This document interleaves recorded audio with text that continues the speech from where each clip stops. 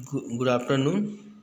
Welcome to online classes GPS. तो बच्चों आज अपन देखते हैं संप्रेषण के प्रकार के अंतर्गत जो है 10वें भाग में व्यवसायिक अध्ययन के रूप में आज है ना आपका जो है 7वें अध्याय में। ठीक है, तो सबसे देखेंगे संप्रेषण जो होता है आपके बारे में बता चुका हूँ। उसके बारे में संप्रेषण के प्रकार निम्न। पहला देखेंगे अमौखिक संप्रेषण, लिखित संप्रेषण, औपचारिक संप्रेषण, अनौपचारिक संप्रेषण, और तीसरा है मतलब चौथा नंबर जो है नीचे ऊपर एवं समतल संप्रेषण के अंतर्गत। तो सबसे पहले देखेंगे मौखिक संप्रेषण के अंतर्गत बच्चों यहाँ पर दो या अधिक व्यक्तियों के मध्य जो है मुंह से सूचना आदान प्रदान करना मौखिक संप्रेषण कहलाता है। मौखिक का आशय यही है कि मुख से मौखिक संप्रेषण में दूर दूर रहकर किसी यंत्र जैसे टेलीविज़न आदि से बात करना, संदेश को आदान प्रदान करना भी मौखिक संप्रेषण की श्रेणी में आता है।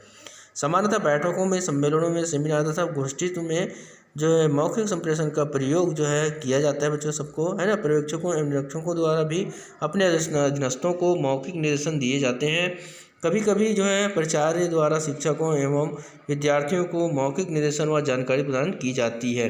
प्राचीन काल में मौखिक संप्रेषण बहुतायत से किया जाता है ना बच्चों। इसके बाद देखते हैं मौखिक संप्रेषण के साधन, मतलब कौन कौन से साधन हो सकते हैं। मौखिक संप्रेषण के प्रमुख साधन या माध्यम निम्नलिखित हो सकते हैं या तरीका जो है निम्न तरीकों से भी मौखिक संप्रेषण या संवाद किया जा सकता है। पहला, व्यक्तिगत वार्तालाप, पर्सनल टॉक, सामूहिक वार्तालाप, ग्रुप टॉक, और दूसरा है जो है टेलीविज़न, रेडियो, वायरलेस या अन्य बैठक, सम्मेलन आदि के अंतर्गत किया जाता है। तो आइए देखते हैं बच्चों इसमें मौखिक संप्रेषण के लाभ क्या हो सकते हैं। प्रभावशाली मतलब इफेक्टिव पड़ता है जिसमें। तो मौखिक संप्रेषण में आमने सामने संवाद होता है, प्रत्यक्ष चर्चा होती है। इसमें मुंह या हाथ का हिलाना डुलाना, हाव भाव विषय वस्तु को बल देता है। जो है मौखिक संप्रेषण संवाद को अत्यधिक प्रभावशाली बना देता है। मौखिक संप्रेषण में चेहरे का हाव भाव तथा आँखों से जुड़कर चर्चा करना एक विशिष्ट महत्व रखता है। अगला है दूसरा बच्चों वहाँ पर तत्काल प्रत्याचार के अंतर्गत मौखिक संवाद या प्रश्नों में प्रश्न उत्तर या विकल्प का विषय का है ना प्रत्युत्तर तत्काल हो जाता है। मतलब जानकारी वहाँ पर बात करके उसमें तुरंत जानकारी प्राप्त की जाए। इससे क्या होता है, तत्काल या निष्कर्ष निकल सकता है कि कार्य होगा या नहीं। आवश्यक होने पर संवाद की विषय वस्तु में आवश्यक जो है संशोधन भी किया जा सकता है। अगला देखेंगे बच्चों तीसरा है समय व श्रम की बचत, सेविंग इन टाइम एंड क्या है लेबर। मौखिक चर्चा या संप्रेषण में केवल उतना समय ही व्यय होता है जितना चर्चा करने में समय लगता है। हम देखते हैं आसपास में बात करते हैं तो अर्थात कम से कम समय में अधिक से अधिक सार्थक संप्रेषण हो जाता है। इसी प्रकार मौखिक संप्रेषण की श्रम लागत बहुत कम होती है, मात्र मुंह से ही चर्चा हो जाती है या अन्य किसी प्रकार का व्यय नहीं होता। इस प्रकार मौखिक संप्रेषण में समय व श्रम की बचत होती है। अब अगला देखेंगे बच्चों यहाँ पर व्यय नहीं, नो है ना एक्सपेंसिव, मतलब यहाँ पर जो व्यय खर्च नहीं होता इसके अंतर्गत, है ना। मौखिक संप्रेषण में किसी प्रकार का व्यय नहीं होता क्योंकि अन्य संप्रेषण में कागज, पेन या अन्य उपकरण में व्यय होता है। बोलने से कुछ नहीं होता खर्च, लेकिन दूसरे के लिखने पढ़ने में सब क्या होता है खर्च होता है। किंतु मौखिक संप्रेषण में व्यय की पूरी बचत हो जाती है, इनका कहना।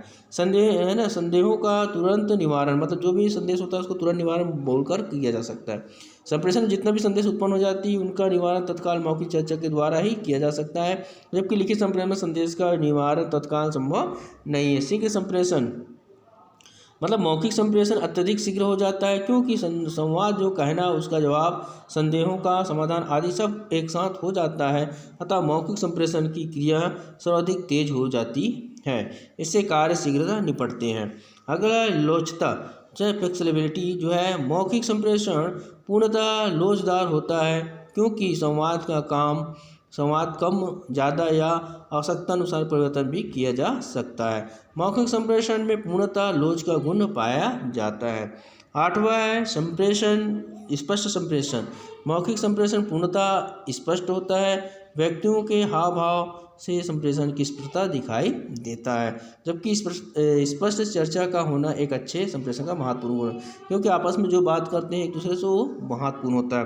पारस्परिक सद्भाव सद्विकास मतलब मैनुअल फेथ, मतलब चूँकि जो है मौखिक संवाद में संदेशों व गलतफहमियों का निवारण तत्काल हो जाता है, अतः पक्षकार के मध्य एक सद्विश्वास उत्पन्न हो जाता है। संप्रेषण में सद्विश्वास होना एक महत्वपूर्ण गुण होता है बच्चों, है ना। अब अगला देखेंगे मौखिक संप्रेषण के दोष। तो इसमें देखते हैं बच्चों यहाँ पर मौखिक संप्रेषण के अनेक लाभ के साथ साथ अनेक जो है जल्द संपन्न कराने में काफ़ी सुविधा मिलती है। इनके गुणों के साथ साथ संप्रेषण में कुछ भी दोष व्यक्त हो जाए, जो इस प्रकार है। पहला, लिखित साक्ष्य का अभाव, मतलब जो है हमारे मौखिक संप्रेषण सबसे बड़ा दोष लिखित साक्ष्य का ना होना। लिखित साक्ष्य ना होने से बाद में जो है किसी भी प्रकार का विवाद उत्पन्न हो जाता है, और चूंकि अनुबंध या ठहराव लिखित नहीं होता है, अतः विवाद का उचित हल भी निकलना कठिन होता है। अगला बच्चों यहाँ पर दोनों पक्षों की एक साथ उपस्थिति है ना, प्रश्न of the both of parties. तो मौखिक संप्रेषण तभी संभव हो जब दोनों पक्ष एक साथ उपलब्ध हो। दोनों पक्षों को एक साथ उपलब्ध होने या कराने के लिए समय लग जाता है, अतः किसी एक पक्षकार की उपस्थिति के बिना संप्रेषण नहीं किया जा सकता। अगला, लंबे संवादों के लिए अनुपयुक्त बोला जाता है, अनफिट है ना, फॉर लेथी कम्युनिकेशन। मनुष्य की याददाश्त लंबे या अधिक समय तक नहीं रहने के कारण, आप सभी को मालूम बच्चों है ना, पर मौखिक रूप से लंबे संवाद अनुपयुक्त होते हैं क्योंकि इन्हें दीर्घकाल तक स्मरण नहीं किया जा सकता। जैसे कंपनी के वार्षिक प्रतिवेदन या अध्यक्ष के भाषण आदि को मौखिक बोलना कठिन होता है। भावी संदर्भ के लिए अनुपयुक्त जो है, अनसिस्टेबल फॉर फ्यूचर रेफरेंस। व्यवसाय में कुछ सूचनाएं या जानकारियां भविष्य के लिए आवश्यक होती है, अतः मौखिक संप्रेषण में इन संदर्भों का उपयोग भविष्य में नहीं किया जा सकता। उपक्रम की नीतियां, निर्देशन व आदेश जिनका उपयोग दीर्घकाल तक होता है, इन्हें मौखिक संवाद द्वारा प्रसारित नहीं किया जा सकता। सोचने का अवसर नहीं, मतलब नो टाइम फॉर थिंग्स। तो मौखिक संप्रेषण में जब जवाब तो है ना तत्काल देना होता है, अतः इसमें सोचने और समझने के लिए पर्याप्त समय नहीं मिलता है। इससे कभी कभी दूषित संप्रेषण हो जाता है, जिससे परिणाम असंतुलित होने की संभावना रहती है। खर्चीली प्रणाली, मतलब इसमें मौखिक संप्रेषण यदि दूरभाष पर या आधुनिक कंप्यूटर तकनीकी पर किया जाए तो यह काफ़ी खर्चीला होता है, जबकि यह लिखित संप्रेषण तुलनात्मक रूप से सस्ता होता है। अब लिखित संप्रेषण के अंतर्गत देखिए बच्चों, जब संवाद देने वाला व्यक्ति अपना संप्रेषण लिखित रूप में प्रस्तुत करता है तब इसे लिखित संप्रेषण कहता है। जो बोल रहा है उसको लिख कर, है ना। लिखित संप्रेषण में 2 या अधिक पक्षकार होते हैं। लिखित संप्रेषण के लिए कागज या कलम का होना आवश्यक है। बड़ी बड़ी कंपनियों जैसे बैंकों, बीमा कंपनियों में समस्त संप्रेषण लिखित रूप में ही किया जाता है। ठीक है, अगला देखेंगे लिखित संप्रेषण के साधन कौन कौन से होते हैं। जो है प्रबंधशास्त्री एल हॉल ने अपनी पुस्तक में बिजनेस एडमिनिस्ट्रेशन के अंतर्गत में बताया गया। पहला, कार्यसूची बनाना, उसमें दूसरा जो है वार्षिक प्रतिवेदन बनाना, सम्यक पत्रिका जो है पत्राचार, 5वां है पत्रिकाएं, 6वां है ज्ञान पत्र, सूक्ष्म और शासकीय प्रकाशन, संगठन पुस्तकाएं, प्रतिवेदन, व्यापारिक पत्रिकाएं और दूरलेख अंतर्गत शामिल। उपयुक्त सभी साधनों में कागज व लेखन प्रिंटिंग सामग्री का उपयोग किया जाता है। अगला देखिए बच्चों, यहाँ पर लिखित संप्रेषण के लाभ के अंतर्गत, तो मौखिक संप्रेषण की दोष व कमी को दूर करने के लिए लिखित संप्रेषण को प्रयोग अधिक किया जाता है। वर्तमान में लिखित संप्रेषण सर्वाधिक प्रयोग किया जाता है। जो नहीं, पहला साक्ष्य का आधार, क्योंकि हमको भी जरूरत हो जाता है उसको भविष्य में, तो उनके लिए उपयोग किया जाता है। आप यहाँ पर दिया बच्चों ध्यान से सुन लेंगे, है ना। साक्ष्य का मतलब दूसरा है बड़ी मतलब सूचनाओं के लिए उपयोग, मतलब जैसे बड़ी बड़ी सूचनाओं जिन्हें याद रखना संभव नहीं होता है, उन्हें लिखित रूप में रखना आवश्यक है। यह लिखित संप्रेषण ही से ही संभव। इस प्रकार लिखित सूचना आसानी से बाद में समझी जा सकती है। मितव्ययता, मतलब लिखित में जो है लिखित संवाद काफ़ी मितव्ययता होती है। इसके लिए मात्र कागज व कलम या टाइपिंग मशीन की आवश्यकता पड़ती है। संदेश भेजने में पोस्ट कार्ड या लिफाफा अधिक महंगा नहीं पड़ता है। कम व्यय में अधिक संप्रेषण किया जा सकता है। अगला बेटा चौथा यहाँ पर दिया है, सभी पक्षकारों की उपस्थिति आवश्यक नहीं है। यहाँ पर ability of all participate not, है ना, स्टिलेशन स्नाइटल।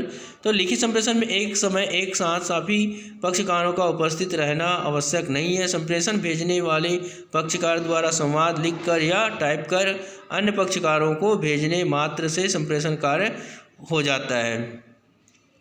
भावी संदर्भ के लिए उपयुक्त जो है सुटेबल फॉर फ्यूचर रेफरेंस। लिखित संप्रेषण में संवाद वार्तालाप लिपिबद्ध हो जाने से इसका अस्तित्व स्थायी हो जाता है। इससे आवश्यकता अनुसार भविष्य में इसका उपयोग संदर्भ के रूप में किया जा सकता है।